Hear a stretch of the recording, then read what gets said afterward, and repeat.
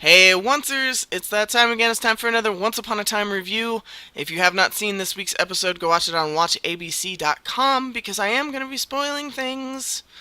So, with that said, let's just jump into it. This is this very special episode. It's called The Song in Your Heart, and it was the musical episode, and it was also the episode where Emma and Hook get married. So, we actually had quite a bit going on. Um, I was I'll say I was pleasantly surprised by this episode. It wasn't a giant foobar by any means. Most of the songs were pretty well placed, and the voices were pretty good, with the exception of probably Regina because they gave her more of a rock and roll feel. Um, and she was doing the deep gravelly voice, as she was trying to, like, it sounded like she was forcing the songs out, which was really unfortunate because I'm sure if they would have just let her sing normally, it would have been better.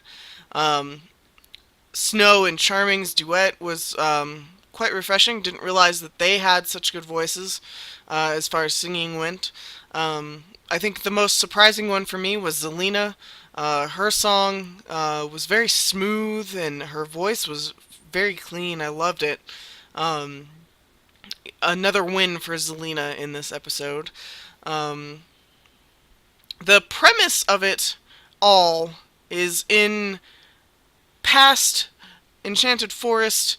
Um, Snow makes a wish on a star to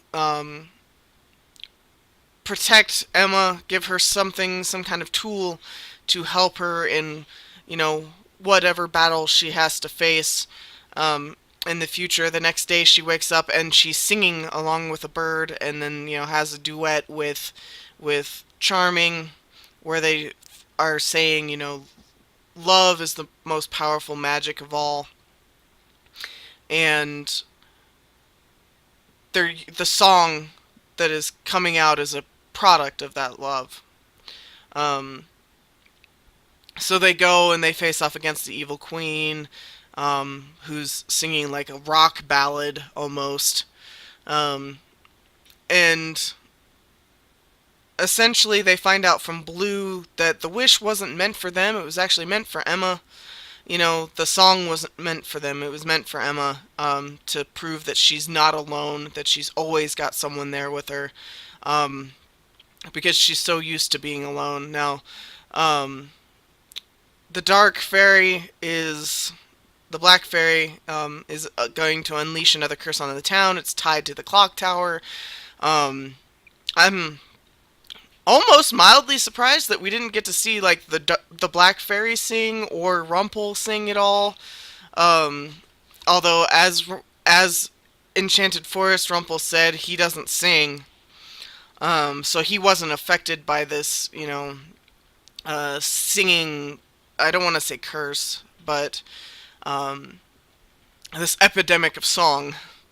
Um, so the other big thing that happened in this episode was Emma and Hook's wedding. They did a duet, and which turned into a giant singing fest with all the guests and such. Um, Emma looked beautiful. It was a beautiful wedding dress. Hook was wearing an all black tuxedo, which was really awesome. Definitely fit the character better than the white suit that they were showing earlier in the episode. Um, it was surprisingly good. We left off the end. The episode ended with the curse going off, and there's no telling where they're all going to end up. So there's that. Um, Overall, I'm going to give the episode a B. It was different and surprisingly wasn't all messed up or anything. The only one who singing I didn't really particularly care for was Regina, but I think it's a product of the fact that they gave her more of a rock style sound that I don't think matched the voice that she has. Um, so that was the only major downfall there, and there was a few little plot holes that they could have done better filling. So we'll find out where they end up in the 2-hour season finale next week, which is essentially just episodes 21 and 22 smushed together.